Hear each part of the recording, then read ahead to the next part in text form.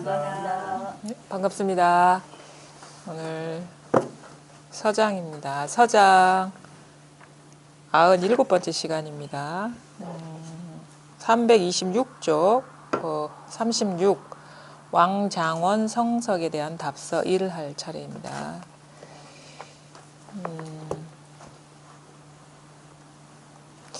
우리가 이제 공부를 이제 오래 하고 이렇게 법문도 많이 듣고 나름대로 그 어떤 삶의 변화를 경험하더라도 공부를 하다 보면 참 그 부족한 점을 발견하게 되고 뭔가 더 이상 이제 공부라고 할 게 따로 없다는 걸 스스로가 이게 그 체험을 하고 깨닫더라도 여전히 새 나가는 그런 것들이 참 많거든요. 그러니까 법이라는 거는 쉬운 말로 얘기해서 우리는 이제 뭐 하나다, 하나 모든 것이 만법이 그 하나이다, 모든 것이 하나이다, 모든 것이 삼계가 유심이다. 그렇게 이제 표현도 하고 그런 법문을 꾸준히 듣고 어느 순간 그런 어떤 스스로의 그 마음자리를 자각하는 그런 체험이 일어나서 이제 누가 이렇게 말을 하지 않더라도 자기 스스로 진짜 이것뿐이구나 라는 이제 그 체험이 오고 더 이상 이제 공부를 이렇게 따로 밖에서 구할 일이 없다는 걸 아는 어떤 그 전환이 오면 무슨 그 삶이 이전보다 많이 이제 가볍기도 하고 수월해지기도 하고 뭔가 그 이런저런 일이 이제 쉬워지는 듯한 그런 경험을 하는데 그런데도 불구하고 우리 그 삶에서 여전히 그 뭔가 그런 있잖아요. 뭐 손에 아니 몸에 손끝에 박힌 가시처럼 뭔가 해소되지 않은 그런 문제들이 참 있거든요. 이제 저 같은 경우도 그래서 이 공부라는 것이 진짜 어떤 이치적으로 그 구하거나 아니면 찾는 그런 마음이 사라지는 거는 어렵지 않은데 삶에서 뭔가 그런 그 크지 않지만 큰 장애는 아니지만 미세한 어떤 손에 박힌 가시와 같은 그런 불편함이 완전히 해소되는 거는 이게 쉬운 일이 아니구나라는 거를 그 많이 이렇게 그 겪게 되거든요. 근데 요즘 같은 경우 저도 좀 약간 심경에 약간의 변화가 좀 왔어요. 공부에.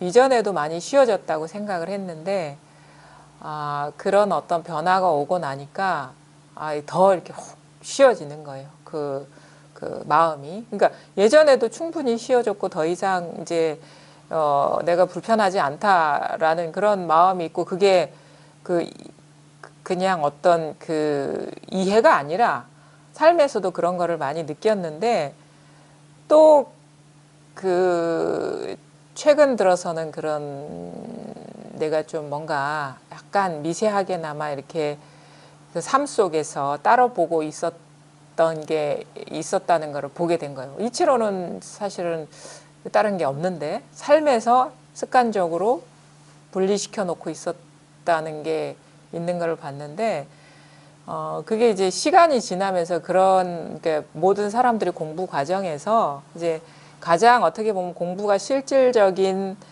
공부를 하고 있다라는 증거는 뭐냐면 쉬워진다는 거거든요. 그게 아주 내가 이제 공부를 뭐 공부라고 할 게 따로 있는 건 아닌데 우리가 안목에서 밝아지는 일과 함께 삶에서도 원흉해지는 원만해지는 그런 것까지 포함해서 우리가 공부라고 할 수 있거든요.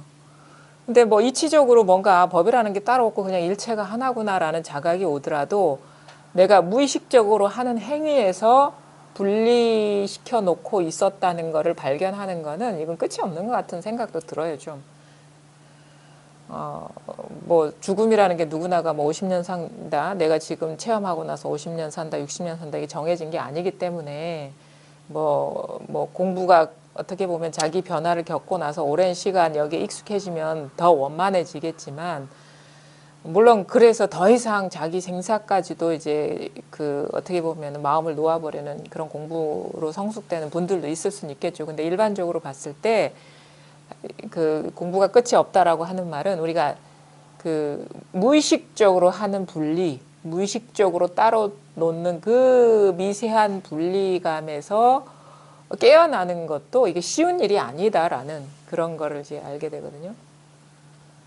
우리는 이제 일단 기본부터 말하면 법이라고 할 것이 따로 정해져 있진 않아요. 근데 우리가 뭐 그렇다고 해서 모르는 사람 입장에서는 뭐 막연하죠. 법이라고 할 게 따로 없다 하는데 또 법 얘기하고 또 실질적으로 변화된 어떤 그런 게 있거든요. 그런 어떤 자기 본성에 대한 자각이.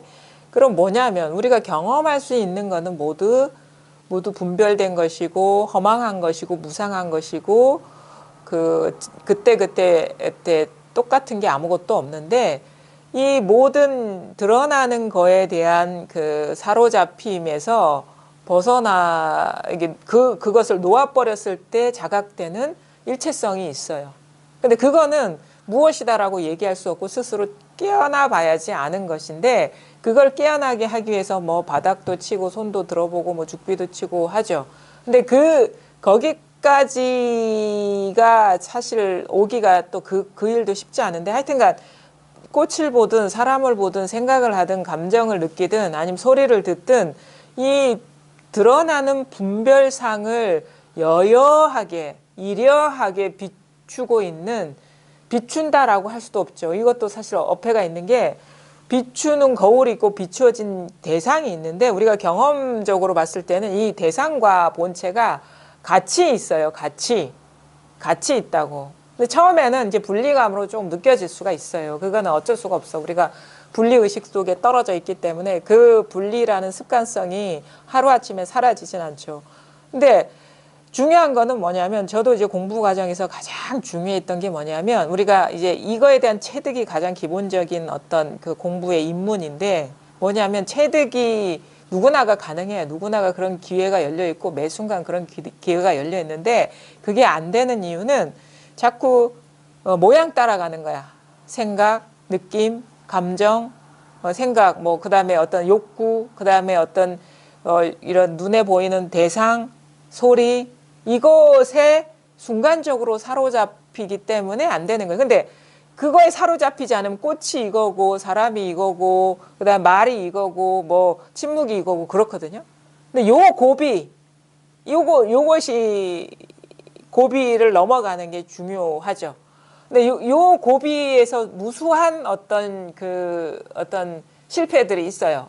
왜냐하면 이 고비 한 고비 미끄러운 고비를 넘어가기도 어려워.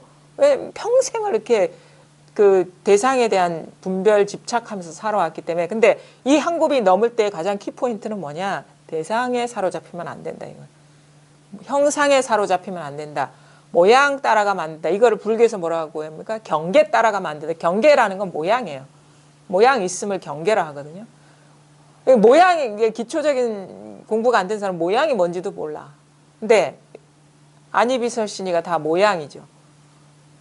정식, 그다음 자기라는 의식도 다 모양입니다. 근데 순간적으로 이렇게 공부하다 보면 이런 법문을 자꾸 듣다 보면 자기도 모르게 막 실수를 하고 실패를 하다가 문득 이 들은 말이 어느 순간 선명하게 스스로 자각되는 순간이 와요. 아, 내가 맨날 이렇게 법문을 들으면서도 모양 따라가면서 들었구나. 그러면서 저기 말씀하시는 분의 말을 이해하려고 하는 것도 이게 모양이구나라는 것이 딱 어떻게 보면 그 바른 견해가 서면 순간적으로 그 모양 따라가는 게 탁 멈추거든요. 왜냐하면 모양 따라가서는 결코 원하는 걸 얻을 수가 없기 때문에 성취할 수가 없기 때문에 그 순간 어떤 경험을 하고 있느냐는 중요하지가 않아요. 근데 그 어떤 경험을 하고 있든 그 모양에 따라가지 않으면 이것인 거라. 그럼 그제서야 아하 내가 이전에는 나도 그 말씀을 듣고 모양을 안 따라가려고 했었는데 지금 보니까 계속 모양을 따라가고 있었구나. 그리고 또 하나의 뭐냐면 달라진 건 뭐냐면 예전에는 그냥 저분의 말씀을 믿고 따르자, 부처님의 말씀을 믿고 따르자, 아니면 깨달은 사람의 말을 믿고 따르자라는 그런 어떻게 보면 덮어놓고 믿는 마음이었는데 이제는 자기 스스로 확인이 됐기 때문에 스스로 믿는 거예요. 스스로 믿게 되는 거야. 누가 믿지 말라고 해도 아 이런 세계가 있구나라는 걸 스스로 믿게 되면서 자기 믿음 속에서 공부하게 되는 어떤 변화가 오죠. 또 하나는 뭐냐면 그 무상함을 더 절실하게 아는 거예요. 경계에 드러나는 대상 경계의 무상함. 왜냐하면 이 모든 경계에 사로잡히지 않은 그 상태는 맑은 상태거든요. 그러니까 뭔가 우리가 그런 거 있잖아요. 안경을 끼고 대상 사물을 보는데 안개에 뭐가 막 끼어 있으면 사물이 선명하게 안 보이죠. 근데 이게 탁 분별 집착하는 그 마음이 사라지고 보면은 있는 그대로가 잘 보이는 게 뭐가 있는 그대로? 있는 게 아니구나라는 그 무상성이 잘 보인다는 거예요. 그러면 이전보다 더 경계에 사로잡히지 않고 생활을 하게 되고 공부를 하게 되는데 그 과정에서도 우리가 워낙에 이 그 분별의 구조가 이렇게 어떻게 보면 좀 다층적인 면이 있죠. 다층적인 면이 있기 때문에 그 구조에서 한꺼번에 벗어나기가 쉽지가 않아요. 이치적으로는 뭐냐면 우리가 내가 있고 대상이 있는 이 이중 주객관의 구조 속에서 또 분별이 이렇게 더 복잡해지는데 이제는 주객의 분별 구조 위에서 대상의 각각의 분별이 또 일어나는 거예요. 그럼 뭐냐? 너무 세상이 복잡해지는 거야. 내가 상대해야 될 것들이 너무 많아지기 때문에. 근데 어느 순간 이게 탁 자각이 되면 그게 뭐 좀 시간이 걸려야 되겠죠. 딱 남는 거는 그 다중구조죠. 그게 다중구조. 여러 가지가 있다라는 건 다중구조거든요. 우리가 이 우리 현상세계가 여러 가지 복잡 다양해서 헤아릴 수 없는 것이 있는 것 같은 느낌을 이렇게 제가 표현하는 다중구조야. 분별이 다중구조. 너무 복잡 다양해. 존재들이 너무 많아. 상대해야 될 게 너무 많아. 근데 이 마음 바탕이 탁 자각이 되면 뭐가 되느냐? 이중구조가 돼요. 웬만한 대상 경계들에 대해서는 이게 그냥 이게 경계구나라는 게 자각이 되고 모양 있는 거와 이제는 그 마음 바탕에 대한 이중 구조, 그러니까 주객의 구조로 어떻게 보면 남는다 이렇게 하죠. 우리가 체험은 주객의 구조로 남는 거예요. 왜냐하면 이것이라는 게 자각이 되긴 했는데 여전히 내가 있어. 그런 느낌이 있거든요. 솔직하게. 이치적으로는 없어요. 나도 경계라고 할 수 있지만 진짜 자기 스스로의 내면을 봤을 때 여전히 나의 존재가 이게 헛개비라고 실체가 없다는 것이 절절하게 와닿지가 않은 상태는 이중구조죠. 내가 여전히 있기 때문에. 그러니까 이중구조가 이렇게 남는데 우리가 공부를 이렇게 생각할 때 이게 있고 내가 있다. 이 자리가 있고 내가 있다라는 현실적인 이중구조일 때 그럼 공부를 어떻게 해야 되느냐 이렇게 질문을 많이 하셔요. 그래서 그냥 분별이 일어나고 생각 따라가면 얘기 들어보니까 우리가 불이법이라는 얘기를 이제 할 때는 무심해야 된다. 법이라는 것도 없어져야 된다. 얘기를 들었는데 그럼 이 자리가 또 확인한 이 자리가 또 사라져야 되느냐. 뭐 이런 식의 얘기를 한다거나 아니면은 내가 사라지고 이것만 남아야 되느냐 이런 식의 질문을 하죠.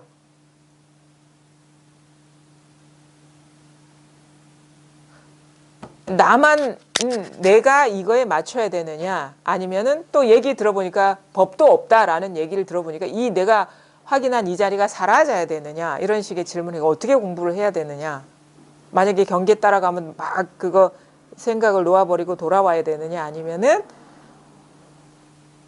이건 놓아버리고 그냥 이것마저 놓아버려야지 제대로 된 공부냐. 이게 참 애매모호하죠. 그게 우리가 보통 시부도에서 말하는 소와 사람의 관계인데 결국 그 시부도에서는 소하고 사람이 같이 사라지거든요. 소하고 사람이 같이 사라져요. 그러면 내가 지금 느끼고 있는 이 이중 구조가 사라져야 된다는 얘기지 이것이 이거에 맞춘다거나 이것이 나에 맞춘다는 그런 구조가 아니라는 거예요. 내가 사라져서 이것만 남는 구조냐 아니면은 그게 법만 남는 거냐. 그러니까 우리 소위 말해서 뭐 아공 법유냐 아니면은 그 법공 아유냐 이 말인데 대승은 뭡니까? 아공 법공이거든. 그럼 뭐냐면 지금의 여기에서 결론적으로 말하면 법이라는 것과 나라는 것이 같이 사라지는 게 이 공부라는 거예요. 본질적으로. 그럼 뭐냐? 내가 이걸 맞춘다거나 이것이 나에게 맞춘다는 이런 구조가 아닌 거야. 법도 사라지고 나도 사라지는 것이 이 공부의 핵심이거든요. 그럼 어떻게 공부를 해야 되느냐? 이거를 어떤 식으로 해야 되느냐? 그러니까 이 나도 사라지고 법도 사라진다는 이 구조로 이렇게 이런 식으로 길이 가려면 나에 대한 힘도 빠지고 법에 대한 힘도 빠져야 된다는 얘기거든요. 그럼 뭐냐? 우리가 어떤 식으로든 법 공부를 위해서 인위적으로 하는 그 패턴이 무너져야 된다는 거예요. 어떤 식으로든. 그게 어떤 방법이 되었든 간에 이런 게 공부야 라는 상이 있으면 벌써 이거는 분리의식에 떨어진 거죠. 그래, 분리의식에 떨어지면은 그 대상을 상대하는 내가 있는 거죠. 그럼 이 아공법공, 그러니까 아공법공이 되려면 공부가 어떻게 돼야 되냐? 제가 제 경험으로 봤을 때는 이게 참 아이러니한 얘기일 수도 있는데 우리가 여전히 나의 존재가 있는 것 같고 이 자리는 따로 있는 것 같아. 이 자리는 따로 있고 근데도 야, 이 자리에 대한 의심은 없는 것 같은데 여전히 나의 존재감이 있는 그 느낌은 이 불편함은 뭐란 말인가. 이때에 그래서 어떤 사람이 그러면은 내가 확인한 거 놓아버려야 되느냐. 그런 말도 또 맞지는 않아요. 그렇다고 해서 내가 이 자리다 하는 게 계속 있어야 되느냐. 그것도 또 맞지 않아. 근데 나중에 알고 보니까 공부를 이렇게 하고 보니까 뭐냐면 이 자리라는 게 이 자리가 맞긴 맞는데 근데 이 자리라고 할 게 아무것도 없는 것이 이 자리라는 걸 몰랐어요. 이 말이 미묘할 수 있죠. 말하자면 이 자리가 드러난 것이 이게 가짜는 아닌데 순도가 100%가 아니었다는 걸 알게 되는 거야.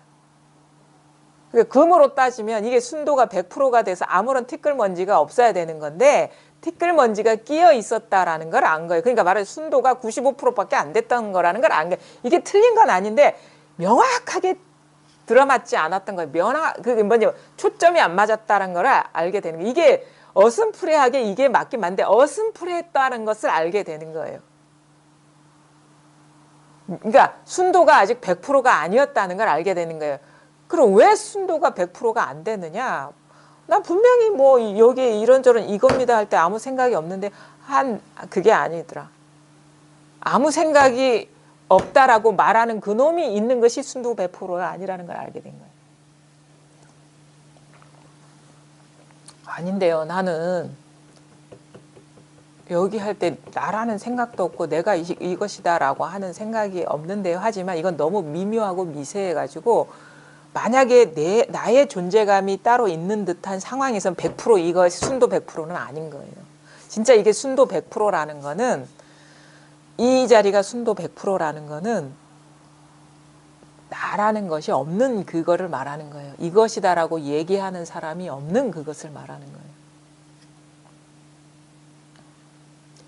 그때의 사람들은 법에 대한 생각도 없고 자기라는 생각도 없고 이것이다라는 그런 속삭임도 없어요.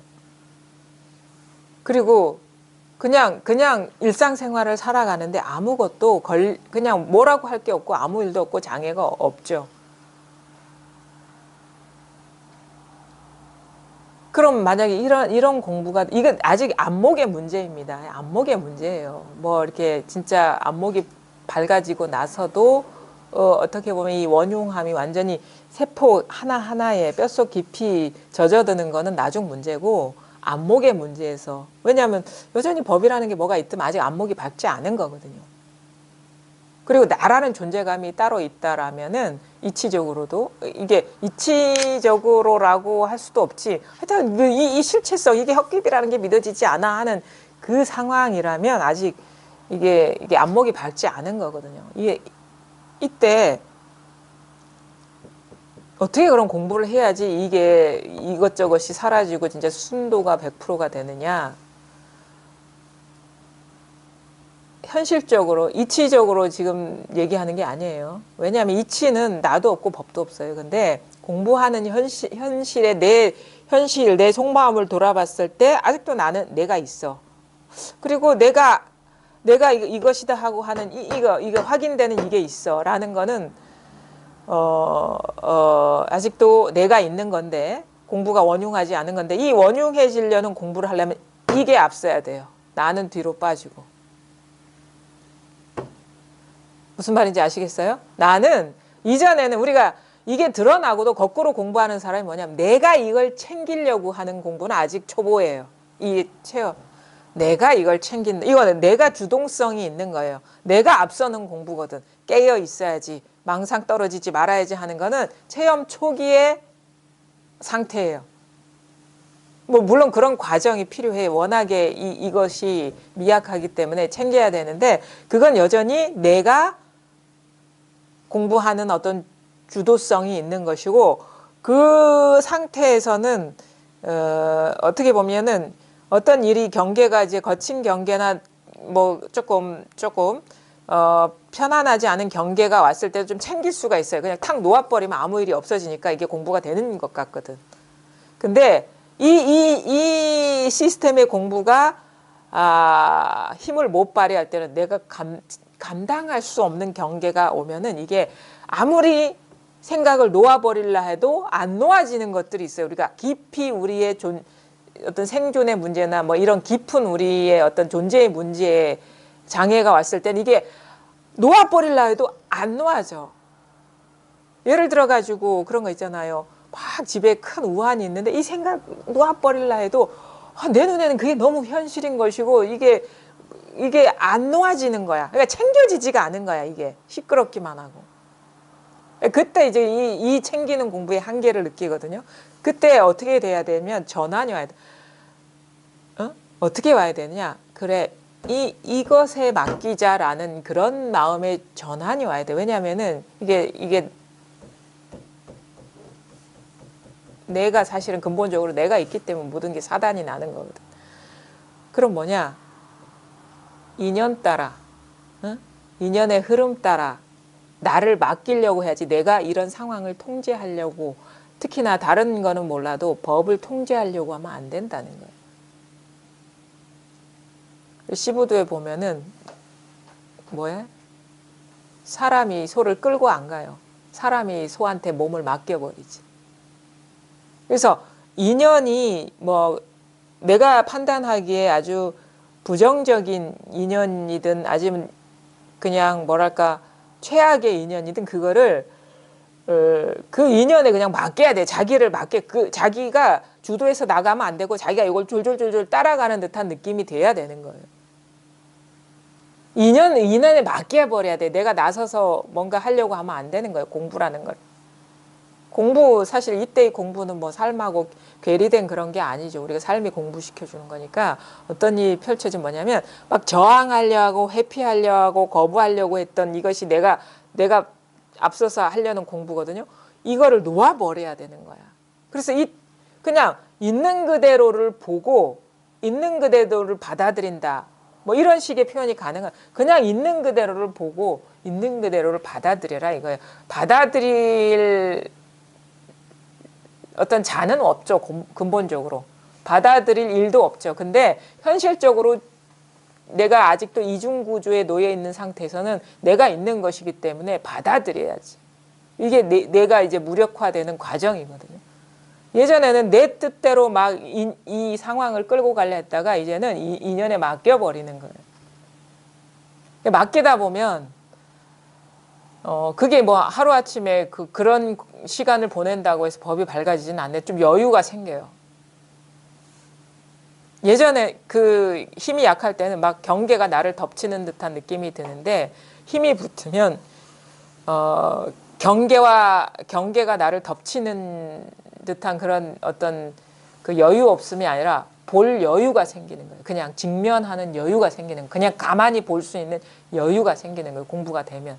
예전에는 받아들인 게 막 어떻게 보면 어거지로 받아들이는 듯한 느낌이 드는데 좀 힘이 붙으면 그냥 회피하지 않고 보게 되는 어떤 그런 여유가 생겨요. 그러면 보면 아무것도 없어 거기에. 그러면서 우리가 대상 경계 무상함을 직시하면서 가는데 제가 보기엔 이게 진짜 명상이라고 봐요. 우리가 명상이라는 거는 있는 그대로를 보는 거거든요. 깨끗하게 보는 거잖아요. 명상이라는 거. 밝게 보는 거잖아. 명상은 뭐 이렇게 가부좌 틀고 눈 감고 앉아 있는 게 아니고 일어나는 이 경계의 실체, 환상성, 무상성을 있는 그대로 보는 게 나는 참된 명상이라고 봅니다. 이게 진정한 수행인 거예요. 이렇게 뭐 어디 가서 눈 감고 앉아 있는 게 수행이 아니라 어떻게 눈 감고 앉아서 마음속에 떠돌아다니는 빛을 보는 게 아니라 지금 눈앞에 일어나는 현실의 경계를 밝게 회피하지 않고 외면하지 않고 밝게 보는 게 이게 참된 명상이라고 보거든요. 그냥 보는 거야. 두 눈 멀쩡하게 뜨고 눈 감지 않고 있는 그대로를 보는 게 그게 진짜 명상이죠. 그렇게 하다 보면 법의 실체성이 이게 밝게 보고 맑게 보게 되면 어떻게 되냐면 더 잘 봐요. 예전에는 거친 것만 보이다가 미세한 망상까지 잘 보여. 허둥지둥 마음이 바쁘지 않으면 딱 고요하고 안정이 되면 그냥 있는 그대로 아무런 판단 없이 보게 되면 더 잘 보여요. 어두운 내가 못 봤던 구석까지. 그렇게 되면 뭘 보게? 아, 일어나는 생각이 으로 인해서 모든 것이 이러쿵저러쿵 있고 법이라는 것도 그런 어떤 그 구조 속에서 이중 구조 속에서 깨달음이라는 것도 내가 추구해 왔었구나라는 걸 보게 되는 거예요. 그럼 내가 마음을 일으켜서 뭔가 공부라는 거 아니면 깨달음이라는 것을 추구해 왔었구나라는 걸 보게 돼요. 그래서 그 내가 상대해서 이거다 저거다 아니면 수행이다 공부다 할 만한 것은 다 망상이었구나. 내가 꿈이었구나라는 것을 탁 깨닫는 순간이 와요. 그게 어디서 일어나? 진정한 여기에서. 진정한 여기에서.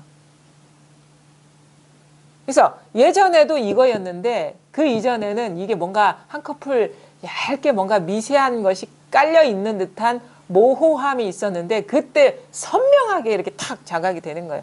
아, 진짜 여기는 알 수도 없고 이것이다라고 할 수도 없구나. 뭐 조금이라도 뭔가 자취만 보이고 흔적만 보이고 기미만 보여도 이게 다 망상이구나라는 거를 스스로 이제 보게 되는 이제 안목이 열리면서 이제 모든 추구하는 마음이 딱 사라지고 마음이 갈 곳이 사라져 버리죠. 그럼 마음이 갈 곳이 사라져 버리면 그 자리밖에 없는 거예요. 이거는 형언할 수 없는 거예요. 알 수 없어요. 알 수 없어. 근데 분명한 것은 알 수 없지만 모든 것이 이것이라는 것이 자명해지는 스스로 내가 자명해야지 해서 자명해지는 게 아니라 저절로 자명해지는 순간이 와요. 그럼 진짜 할 일이 없죠. 이게 공부에 대한 상이 다 사라져 버리니까. 그러면 내가 상대해 왔던 상이 사라져 버리면 그제서야 나라는 것도 망상이었다는 게 자각이 되거든. 그리고 그제서야 진정 삼계가 다 이 하나의 일이구나라는 게 분명해지고 그제서야 그렇게 되면 모든 것이 하나로 돌아와 버리면 저절로 있는 게 없는 게 돼버려요. 눈앞에 있는 게 없는 게 돼버려요. 저절로 그래 돼요. 갑자기 눈이 확 밝아져요. 불이법이라는 건 노력해서 얻는 게 아니라 모든 추구가 끊어지면 저절로 성취되는 것이 그게 바로 불이법이지. 불이법은 현재 우리 눈앞에 있는 현실인데 그걸 못 봤죠. 근데 그 어두웠던 눈만 밝아지면 그걸 보게 되는 것이지 내가 이루는 게 아니에요. 본래 하나였지. 본래 바다의 물뿐이었지. 다른 게 있었던 게 아니야. 그냥. 근데 물이라고 하니까 또 물 이런 거지. 물은 볼 수가 없습니다. 우리가 보는 건 다 물결만 볼 수 있는 거예요. 여러분이 저 해운대 앞바다에 바닷물 보고 왔다는 바닷물 보고 온 게 아니야. 물결 보고 온 거지. 물은 보이지가 않아요. 투명해서. 빛깔을 봤지. 햇빛에 비친 빛깔을 봤다거나 물거품을 봤다거나 어떤 음영을 본 것이지 물은 볼 수가 없잖아요. 투명한 걸 우리가 어떻게 볼 수 있습니까? 근데 우리는 봤다 하죠. 물은 못 봐요, 우리가.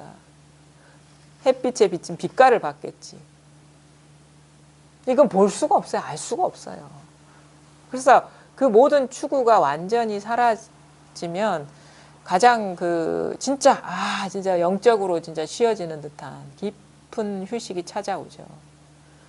대상에 대한 어떤 가장 대표적인 어떤 변화는 이제 생각이 사라지는 거야. 법에 대한 생각이. 다른 생각은 해요. 필요에 따라서. 근데 법에 대한 생각은 사라지고 마음에 남아있는 것도 없는데 이제 이것이 또 이제 생활에 녹아들어야 되거든요. 그러니까 이쯤 되면 우리가 웬만한 대상 경계에서는 자유로운데 보면은 그 순간적으로는 그런 체험이 왔을 때 뭐 일체에서 다 벗어난 듯한 느낌이 와도 또 맨날 부대끼면서 사는 어떤 가장 가까운 사람들, 보기 싫어도 봐야 되는 그런 사람들, 이게 벗어날 수 없는 관계 속에서 맨날 미운정 고운정 드는 사람들에 대한 뿌리 깊은 어떤 분리의식은 우리가 가까이 있으면 부딪히게 마련이거든. 부딪힐 때마다 그런 것들이 일어나는데 순간적으로 분리에 떨어지는 줄을 모르는 거예요. 그래서 막 그 사람을 너는 왜 그렇게 행동해? 너는 왜 이렇게 못된 짓만 해? 아니면 당신은 왜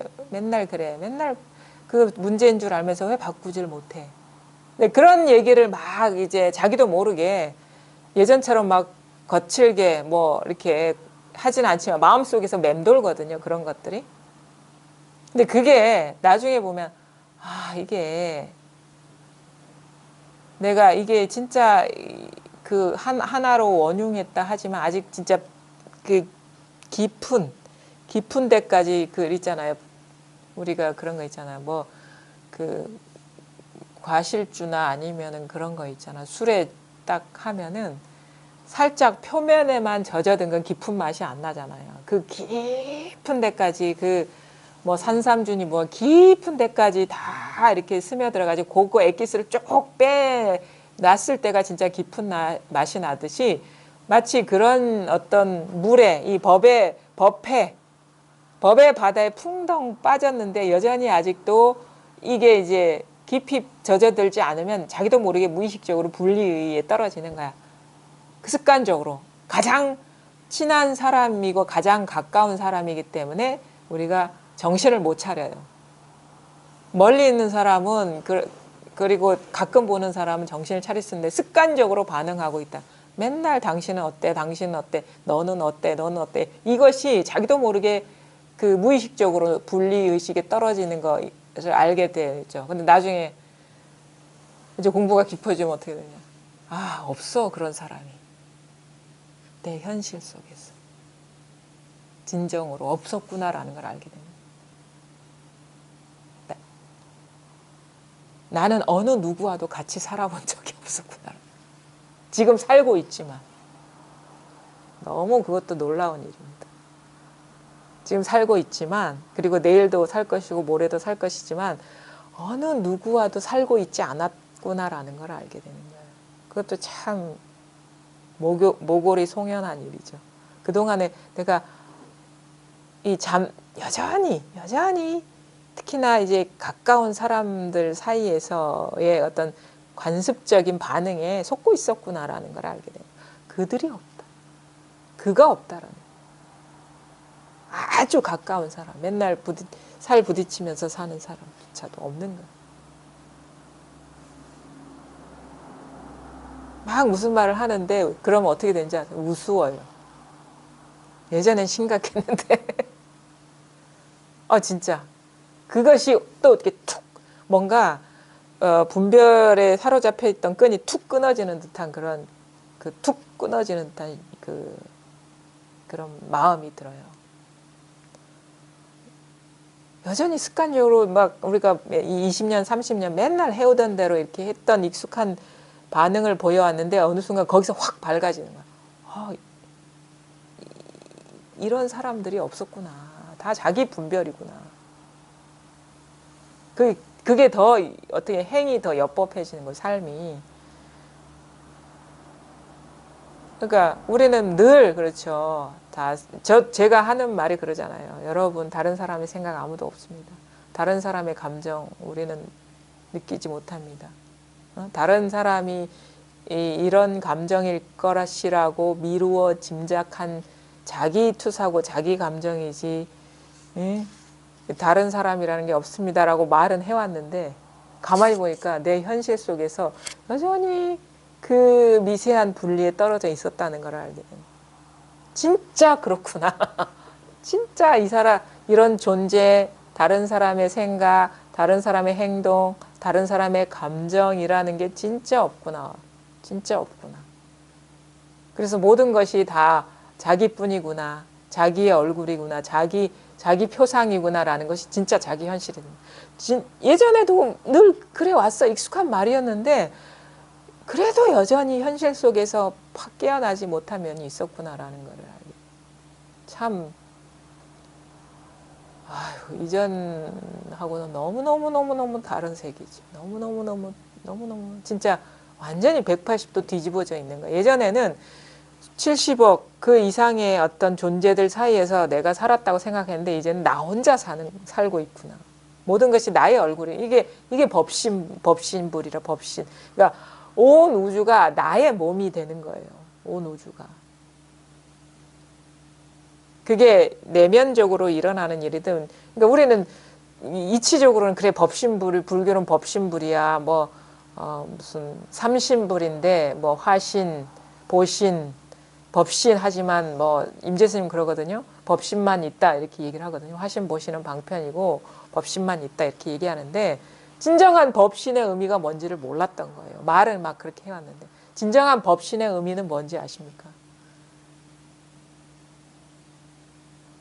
이 세계가 나의 몸이라는 얘기거든요. 이 세계가. 이 세계에서 일어나는 그 모든 일들이 나의 그 팔이고 팔다리이고 머리이고 눈이고 귀고 코라는 얘기예요. 비유를 하자면. 그럼 뭐냐? 제가 이 세계가 우리가 보기에는 이 한 사람 두 사람의 어떤 나와 남으로 이렇게 분리되는 이 몸이 있잖아요. 근데 이게 여러분의 몸이나 제 몸이나 이 엄지손가락, 새끼손가락 이거라는 얘기라. 그럼 여러분이 아프다는 거는 여러분이 아픈 일이 없는 거예요. 내가 아픈 거예요. 그게 왜 내 생각과 감정이기 때문에. 여러분이 화가 나는 게 아니라 내가 화가 나는 거예요. 저 사람이 저렇게 화를 내고 있네. 내 투사라는 거예요. 여기서 일어나 분별이라는 거지 그 사람이 존재하지 않는다라는 거예요. 그 마음밖에 한 물건도 없다라는 말이 이 말인 거예요. 그래서 암주가 암주박 소식을 모른다는 말이 법신부를 얘기하는 거. 법신. 마음밖에 한 물건이 없다는 말이 이 말인 거예요. 우리는 맨날 마음밖에 한 물건이 없다 뭐 이렇게 얘기를 하고 하지만 이게 법신부를 얘기하는 거거든요. 그러니까 이 모든 것이 마음 위에서 펼쳐지는 것은 이거 뭐 남의 마음입니까? 자기 마음이고 사실은 자기 마음이라고 할 것도 없죠. 마음은 하나밖에 없기 때문에. 지금 다 여기에서 펼쳐지는 거라면 남이 몸이 없다라는 것이 남이라는 게 없다라는 거예요. 우리가 익숙한 어떤 분별로 저 사람의 생각, 저 사람의 감정, 저 사람 왜 저래? 그런 일이 없다라는 거예요. 그 사람이 살인을 저지르든 뭐 선행을 하든 이게 법계라는 거예요. 법의 세계라는 거예요.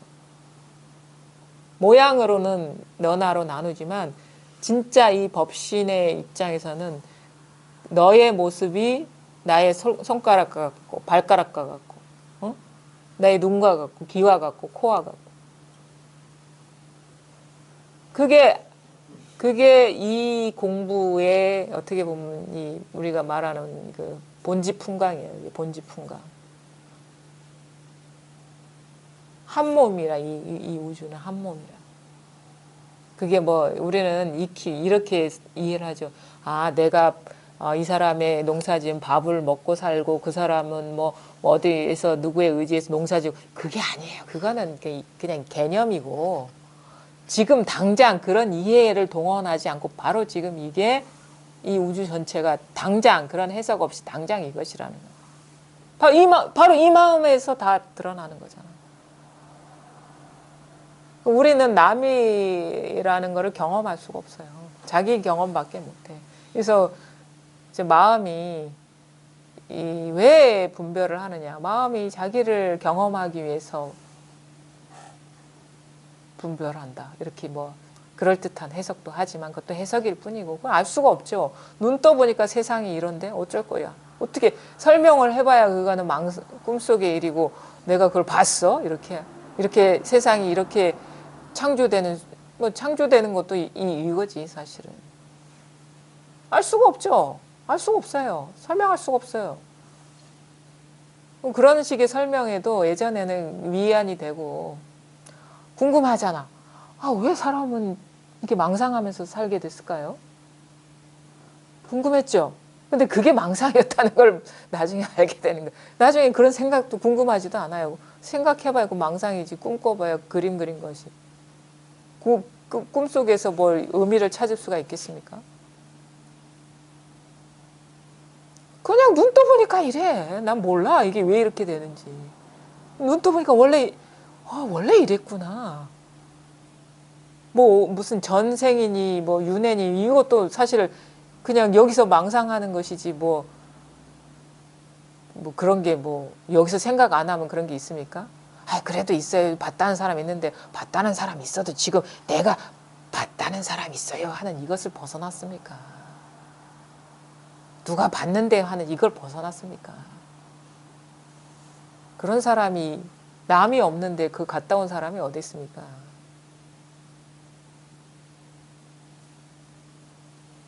진짜 이제 공부를 하다 보면 이런 식으로 뭔가 진짜 정신이 확확 드는 듯한 이런 전환들이 옵니다. 그래서 이 새는 데가 없었대요. 삶 속에서도. 법이라는 생각도 사라졌지만 또 그 뒤에 삶에 완전히 그냥 그 과실주가 과일에 완전히 알코올이 다 들어가듯이 그래서 과실 안이든 과실 밖이든 알코올 도수가 똑같듯이 그게 젖어들어 봐야 돼. 법회 바다에.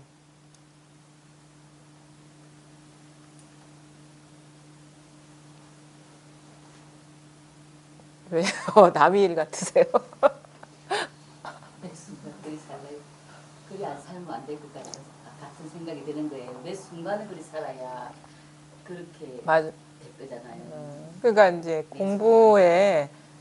공부가 어떤 복잡하거나 여러 가지 어떤 뭐 기술이나 테크닉이 요하는 건 아닌데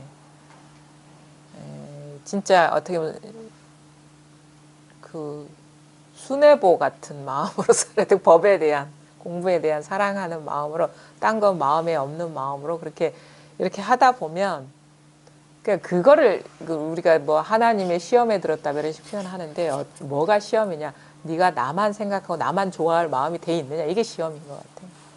그게 돼 있으면 하다 보면 되는 것이고 여전히 뭐 하나만 생각 안 하고 딴 것도 생각하고 있으면 아무리 시간이 지나도 이렇게 이 법의 순수성에 개합할 수가 없는 것이고 그렇죠. 근데 공부를 그렇게 이제 뭐 해야죠. 이왕 시작한 거. 그리고 그런 마음으로 하면 누구나가 이제 할 수가 있는 것이고 특별한 사람이 하는 건 아니죠. 그래서 좀 뭐랄까 진짜 이것저것에 관심이 없어야 돼요. 하나한테만 관심이 있어야 돼. 그 하나가 뭐냐면 지금 이것에만 관심이 있어야 되지 뭐 세속적인 거 뿐만 아니라 우리가 보통 사람들이 살아가는 삶에서 추구하는 그것만 세속적인 게 아니에요. 나는 그런 것도 마음에 안 들어요. 어느 그 무슨 가문에 어떤 스님이 어떻다 이런 것도 중요하지. 그것도 다 세속이야. 누가 뭐 인가를 받았네 안 받았네 어느 스님이 안목이 있네 없네 그건 나하고 상관없는 일이야. 뭐 누가 뭐가 됐네 안 됐네 떨어졌네 어? 그거 세속입니다. 그 세속. 나 그런 거 마음에 안 들어요. 그런 식의 이쪽 승단이나 어떤 이런 그 출세간의 사회에서 일어나는 그 문화에 관심 있는 것도 그 세속이라는 걸 아셔야 돼요. 진짜 그래서 옛날에 그런 거 있잖아요. 그 장미의 이름인가? 그 소설 누구죠? 그 유명한 역사학자이자 소설을 쓴 사람. 어느 그 수도원에서 그 읽지 말아야 돼. 그 희극, 아리스토텔레스의 희극인가? 그거에 이제 그걸 읽는 사람이 다 죽어 나가는 거야. 근데 완전 폐쇄된 그 수도원에서. 왜냐면 웃으면 안 되니까. 일부러 그 도서관에 그 아리스토텔레스의 희극에 그 책에 독을 묻혀놔서 이걸라면 이게 넘기려면 침을 묻혀야 되잖아요. 이게 하면서 이게 죽어 나가는. 근데 이게 미스테리하니까 이걸 추적하는 수도사 얘기가 그 장미의 이름인가 그렇거든요. 장미의 이름이 아마 맞을 겁니다. 근데 그 얘기 그걸 떠올리는 건 뭐냐면 그 우리가 보통 이제 수도원이라는 거는 모든 것에서 폐쇄돼 있잖아요. 그건 어떤 상징인데 내가 보기에는 그것도 이제 형식화한 건데 이 공부를 형식화한 건데 안이비설신의에서 일어나는 그 대상에 쫓아가는 것이 바깥 세계인 것입니다. 응? 안이비설신의를 통해서 드러나는 것 그게 뭐 승려사회든 아니면 보통 사람의 세계든 다 안이비설신의를 통해서 드러난 그거에 관심 있으면 공부가 원만하지 않고 그 경계에 관심 없고 오로지 여기에 관심 있으면 공부는 어렵지 않게 할 수 있고 이 말을 하고 싶은 거예요. 제 말은. 오로지 이 순수성에 이 마음자리에만 마음이 있고 안이비설신의로 드러나는 대상 그게 뭐 이제 뭐 이렇게 우리가 보통 사람들의 어떤 세속 세계라고 할 수 있는 것 아니면 출세간의 세계라고 할 수 있는 것도 다 안이비설신의를 통해서 드러나는 거거든요. 뿐만 아니라 그것도 모양 물질적인 바깥 대상이지만 마음 안에서 있는 생각 어떤 감정의 유희에 빠져 있거나 스릴 뭐 어떤 쾌감 이런 거에 빠져 있는 것도 안이비설신의의 마음인 그런 것이 다 잡석인가 잡석 순도를 방해하는 것들이라는 거죠. 그런 거에 마음이 있으면 일어나는 거야 어쩔 수가 없지만 일어나더라도 의미를 부여하고 거기에 막 머물고 이러는 것이 그 공부를 이게 성숙시키는 걸 방해한다 이거죠. 그러니까 모양 있는 거에 관심이 있는 것이 공부를 방해하고 모양 있는 거에 관심이 없으면 저절로 공부는 될 수밖에 없어요. 근데 사람들은 또 그렇다고 그래도 뭐 우리가 이 꿈의 세계를 벗어나서 사는 게 아닌데 볼 건 보고 할 건 해야지. 물론 볼 건 보고 할 건 하는데 진심으로 자기 마음속에 거기에 주하는 마음으로 하느냐 그냥 인연이 그래서 하느냐는 또 다른 문제인 거예요. 자기 합리화를 하는 경우도 많거든. 이 정도는 알아야 돼. 이 정도는 이해해야 돼. 뭐 이런 식의. 뭐 이렇게 이걸 뭐 하려면 알 건 알아야 돼. 이것도 사실은 공부가 분명하기 전에 자기 합리화인지 그거는 이제 지나봐야 압니다. 사실은. 그러니까 그게 진짜 그게 철저함이죠. 딴 게 철저함이 아니라. 결국 공부가 돼가면 돼갈수록 이것만 요구하는구나라는 걸 자기 스스로 알게 되면서 저절로 정리되는 맛도 있어요, 사실은. 이렇게 하지 않으면 공부가 될 수가 없구나. 이거에 다 내맡기지 않고 그렇지 않으면 공부가 익을 수가 없구나라는 걸 자기 스스로 알게 되면서 놓아버리는 그런 면도 있죠. 그러니까 이렇게 같이 가는 거예요. 맛을 보면서 놓아버리게 되고 놓아버리면 또 맛을 더 보게 되면서 이게 같이 어떻게 보면 서로 이게 상승 효과를 일으키죠. 그게 이제 공부 하여튼 안이비설신의로 펼쳐지는 그 세계에 머무르지 마라. 그냥 우리가 흔히 하는 탐욕적인 세계가 아니라 더 철저하게 얘기한다면 안이비설신의로 드러나는 그 세계에 머물지 마라. 마음 두지 마라. 그러면 공부는 저절로 될 수밖에 없다. 저절로 삿된 것은 다 떨어져 나간다. 그러면 이 순수성만 남는 거죠. 그걸 탁마라고 하는 거예요. 우리가 탁마. 그래서 우리가 여전히 이게 있고 내가 있는 거는 아직 탁마가 필요한 단계인 거라. 그래서 금이 막 재련을 하면서 그 잡석들이 떨어져 나가듯이 주하지 않으면서 머물지 않으면서 안이비설신의로 드러나는 그 경계에 머물지 않으면서 그거는 그 순수하지 않은 것들은 다 떨어져 나갈 수밖에 없거든요. 원래 있는 게 아니고 더 씌워져 있는 것이고 덧붙여져 있는 것들이기 때문에. 근데 여전히 그걸 붙들고 있고 의미를 부여하면 안 떨어져 나가겠죠. 자명해요, 공부의 성숙이라는 것은. 그러니까 진짜 공부가 원만해지려면 그런 식의 안이비설신이로 드러나는 그거에 마음 두지 마라. 어떤 일어나죠. 우리가 이거 다 안이비설신 쓰고 있기 때문에 머물지 마라. 그래서 육조스님 항상 얘기하잖아요. 무주, 무념, 무상, 무주, 머물지 마라. 어디에든. 무념, 생각에 생각이 없어야 된다. 그러니까 생각이라는 어떤 알맹이, 생각이라는 어떤 정체, 그 실체가 있다는 생각을 하지 마라. 무상, 우리 뭐 경험하는 모든 드러나는 대상들에 마음을 두지 마라. 그게 무심해지는 거죠. 그러다 보면 저절로 공부는 익을 수밖에 없다라는 거예요.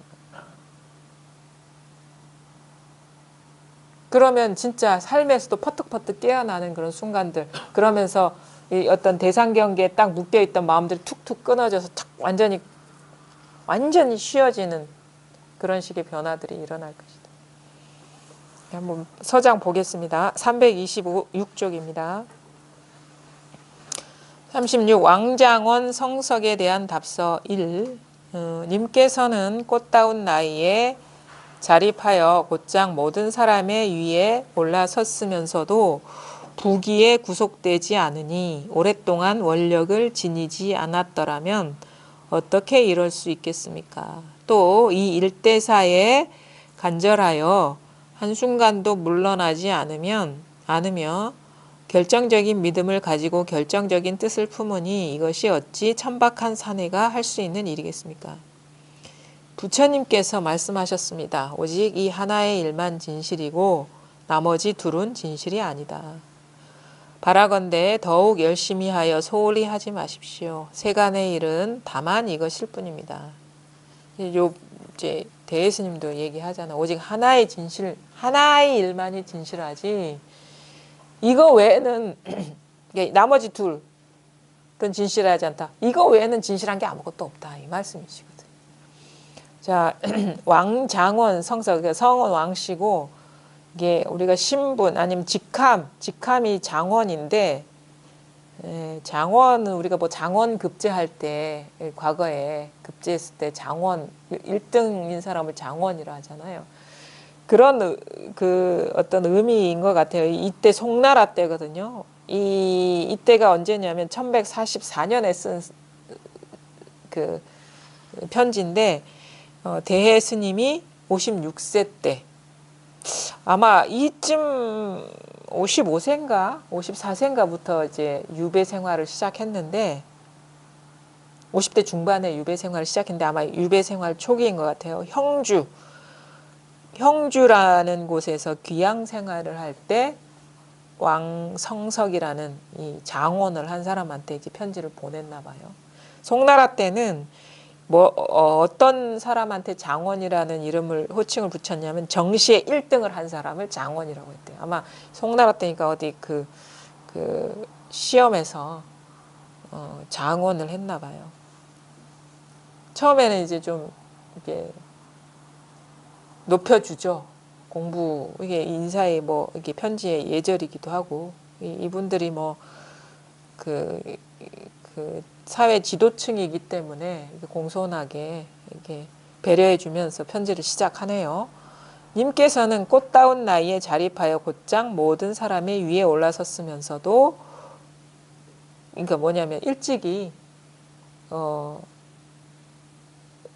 세상에 나가서 급제를 해서 모든 사람 위에서 이렇게 나라 살림도 보고 임금님의 명을 받들어서 이제 일을 했던 사람이다.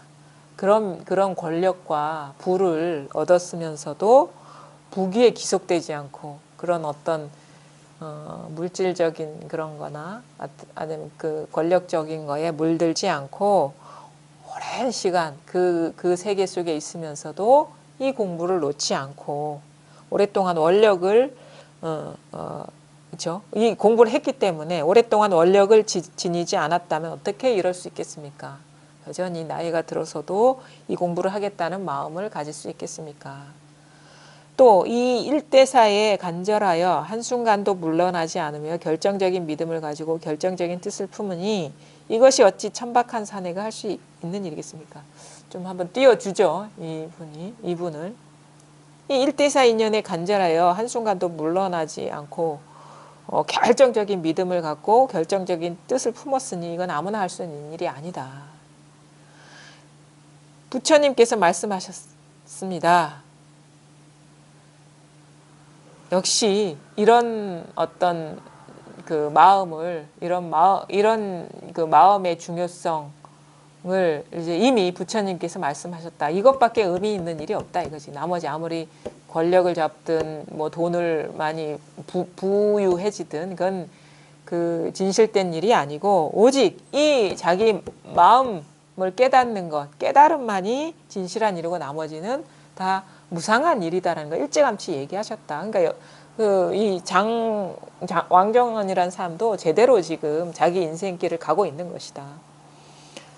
바라건대 더욱 열심히 하여 소홀히 하지 마십시오. 세간의 일은 다만 이것일 뿐입니다. 우리가 뭐 관직에 나가든 장원 급제를 하든 뭐 여러 가지 삶의 그 질곡을 경험하든 간에 그 모든 일은 본질적으로 이 일일 뿐이다. 이것일 뿐이다. 진실한 것은 이것일 뿐이고 이 다른 여러 가지 일들은 순간순간 찰나찰나 허망한 분별 의식에서 낮춘 꿈과 같은 일이다. 이 말을 맞죠? 이게 공부를 하면 할수록 느끼는 것이고 원래 그렇습니다. 원래 그런데 우리가 미처 이 사실을 돌아보지도 않고 깨닫지도 못한 거예요.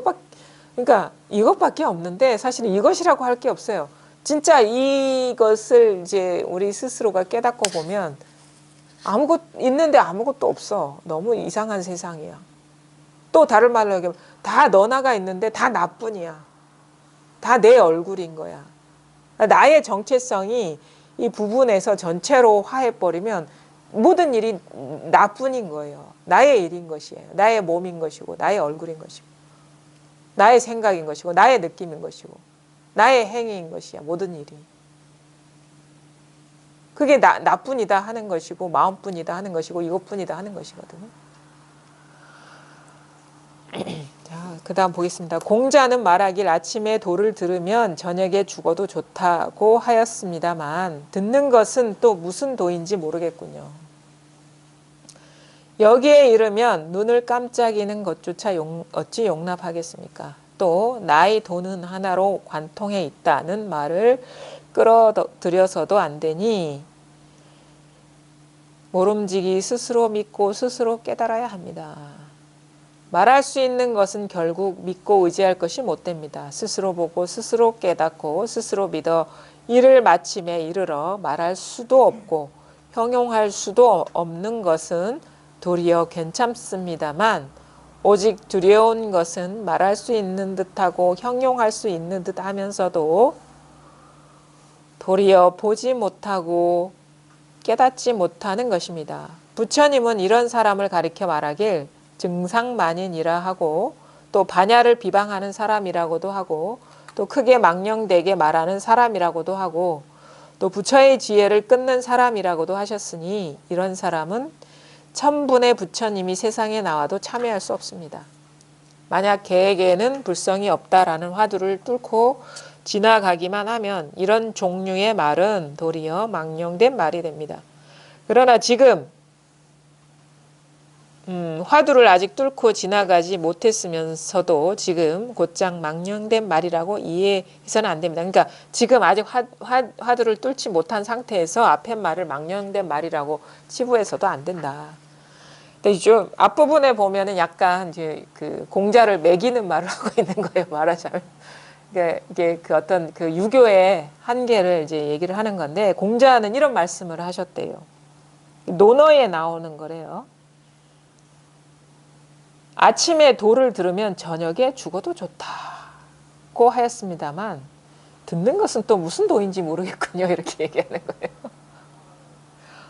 공자가 말씀한 도라는 게 있는데 아침에 일어나서 하루를 시작할 때 딱 하는 순간에 도를 들으면 그 더 이상 바랄 게 없다. 그래서 저녁에 죽어도 좋다. 더 이상 바랄 게 없어가지고. 이런 말을 하니까 대해가 하는 말이 그 듣는 건 또 뭐랍니까? 듣는 게 도지 도를 또 따로 들을 게 뭐가 있냐 말이야. 듣는 것이 도인데 공자는 도라는 거를 들으려고 한 거야. 대상을. 그게 이제 유교의 이제 한계라는 거야. 요 말에 이게 공자가 한 말이기 때문에 공자는 도를 들으면 죽어도 여한이 없다라고 했는데 불법은 그게 아니야. 듣는 게 도인데 뭘 또 듣는단 말입니까? 이 말이거든요. 이 듣는 도가 아닌 그냥 뭐 개가 짖는 소리를 듣는 이 자체가 도인데 굳이 도라는 걸 들어서 더 이상 바랄 게 없는 것이라면 이게 지금 공부가 부족한 거다. 듣는 게 도인데 들을 필요가 뭐가 있어. 듣는 게 도인데 여기에 이르면 눈을 깜짝하는 것조차 용납하지 않습니다. 무슨 말이냐. 뭐다라고 말하는 것 다 용납하지 않는다. 눈 하나 깜짝하는 것도 이게 분별망상이다라는 거예요. 그 굳이 도를 들을 필요가 없어. 눈 깜빡이는 게 도고 듣는 이 자체가 도인데 분리가 아무것도 없는 거예요. 도에서 벗어난 적이 없는 건데 달리 내가 도를 들어야겠냐 이거예요. 또 나의 도는 또 이런 말을 나의 도는 하나로 관통해 있다는 말을 끌어들여서도 안 되니 모름지기 스스로 믿고 스스로 깨달아야 됩니다. 그러니까 또 이것도 이제 논어에 역시 논어 2인편에 나오는 공자의 말인데 나의 도는 나의 도는 하나로 관통해 있다. 나의 도라는 게 있는데 이거는 다 하나로 관통해 있다라고.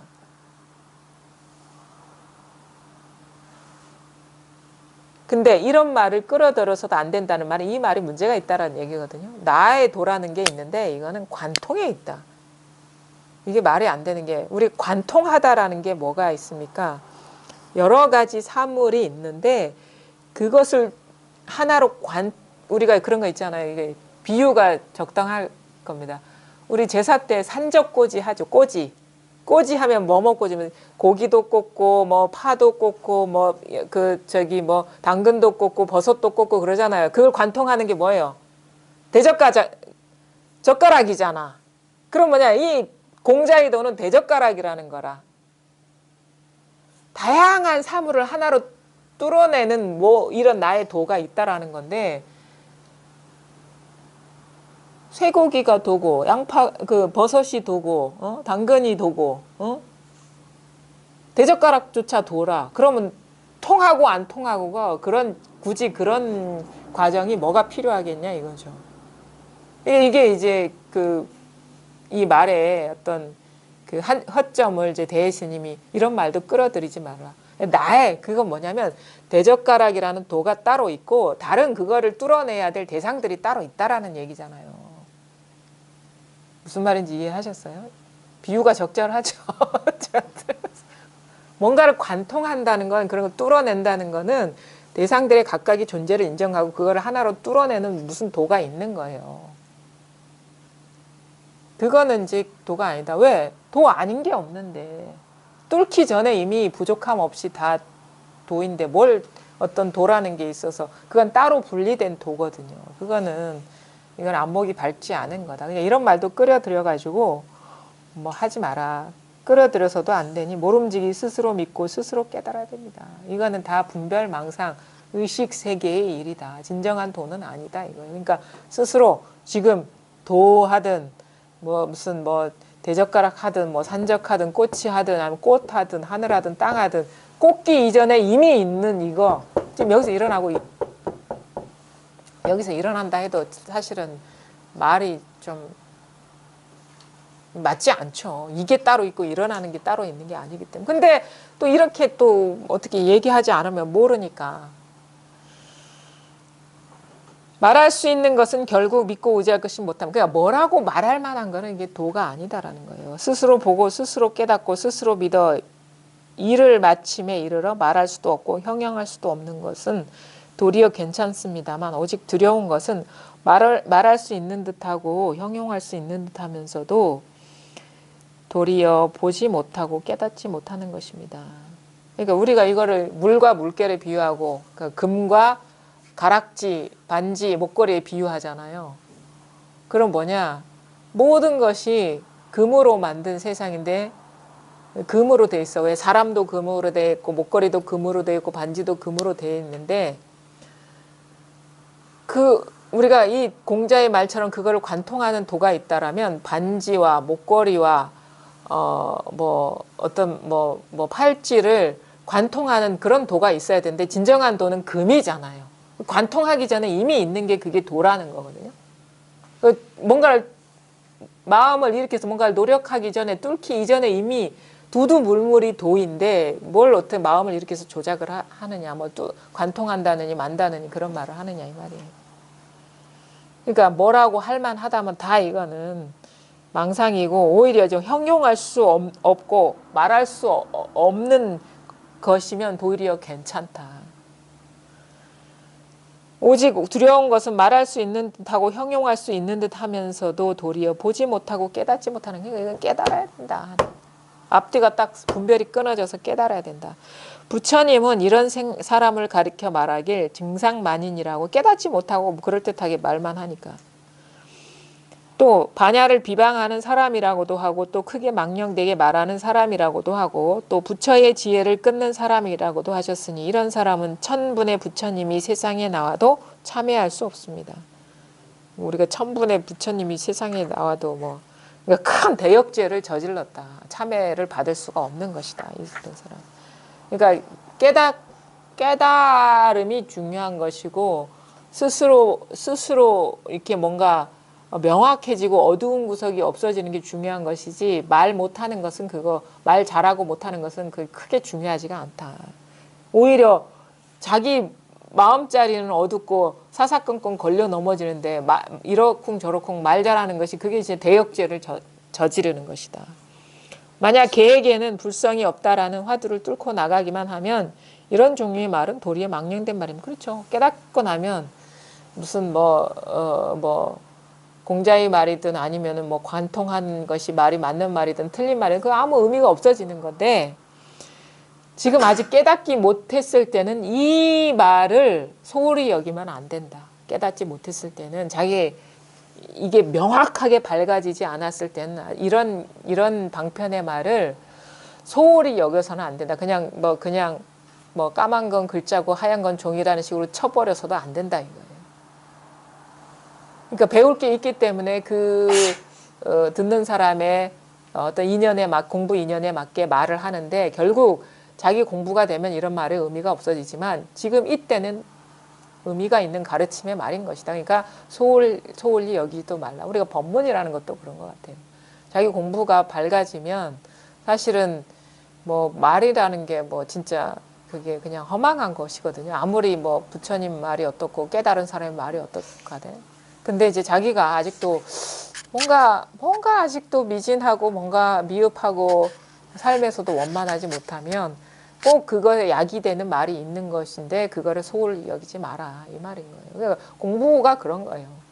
여기서 법문 듣고 마음에 담아두지 마십시오 얘기 제가 말씀을 드리더라도 여러분이 소화가 안 되고 미진한 부분은 남아있을 거예요. 소화가 되는 부분은 빠져나갈 것이고. 근데 그게 이제 그 법문 들으면서 그런 것들이 이제 자기도 모르게 남게 되고 공부되면서 이게 또 자기 공부가 되면서 하나씩 해소가 되면서 빠져나가 버려요. 그게 이제 어떻게 보면은 우리가 공부의 어떤 내적인 여정이거든요. 그러니까 결국에는 이것이다 저것이다 할 게 없어집니다. 그리고 현실 속에서는 그냥 모든 것이 내 얼굴이 돼버려야 되고 내 생각이 돼버려야 되고 내 모습이 돼버려야 되거든요. 그러면은 이제 더 이상 긴장할 것도 없고 부러워할 것도 없고 추구할 것도 없고 불안해할 일도 없고 모든 게 내일인데 우리가 그게 뭐 불안하겠습니까? 그다음에 갈등도 없겠죠. 그냥 내 얼굴 보듯이 보게 되는 거니까. 그게 참 요즘 들어서는 제가 그게 적절한 어떤 제 심경에 맞는 표현인 것 같아요. 모든 일이 내 얼굴 보듯이 보는 것. 모든 일을. 마음밖에 한 물건이 없다라는 말이 그겁니다. 이제 다 나의 얼굴이고 나의 행위고 나의 생각이다. 맞지 않나요? 잘 보십시오. 다른 일이 없습니다. 여기까지 하겠습니다. 수고하셨습니다.